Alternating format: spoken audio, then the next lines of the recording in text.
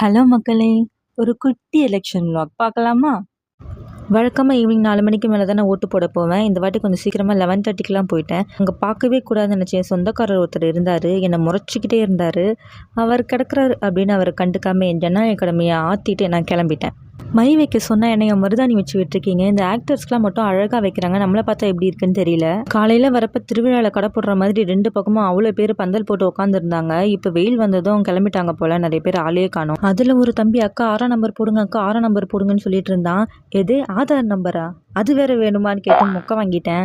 அக்கா ஆதார் நம்பர் இல்லக்கா 6ஆம் நம்பருக்கான்னு மூஞ்ச பாவமா வச்சுட்டு சொன்னேன். சரிப்பா சரிப்பான்னு சிரிச்சுட்டே வந்துட்டேன். அந்த 6ஆம் நம்பர் என்னவா இருக்கும்னு கமெண்ட்ல சொல்லிட்டு போங்க. அடுத்து ஈவினிங் தான் எங்க சித்திங்க ஓட் போட கிளம்புனாங்க. சரி நானும் அவங்க கூடயே வந்துட்டேன். அவங்களுக்கு ரொம்ப காலியாக இருந்துச்சு. 5 நிமிஷத்தில் ஓட்டு போட்டு வந்துட்டாங்க. யாருக்கு ஓட்டு போட்டீங்க? சொல்ல முடியாது. நீ யாருக்கு போடுற எனக்கு தெரிஞ்சு வேறு ஏதோ சின்னது அமுக போய் வேறு ஏதோ சின்னது அமுக போய் ஓட் போட்ட குஷியில் விசில்லாம் அடித்து காட்டினாங்க. வர வழியில் எல்லோ ஜெர்சி போட்ட 2 குட்டி பசங்களை பார்த்தேன். பார்க்கவே ரொம்ப ஜாலியாக இருந்துச்சு. அப்புறம் என் தங்கச்சி எனக்காக யாரோ வீட்டு செடியில் இருந்து செம்பருத்தி பூ ஒன்று பறித்து கொடுத்தா. அதை எடுத்துக்கிட்டு அப்படியே வீட்டுக்கு கிளம்பிட்டேன். டாட்டா.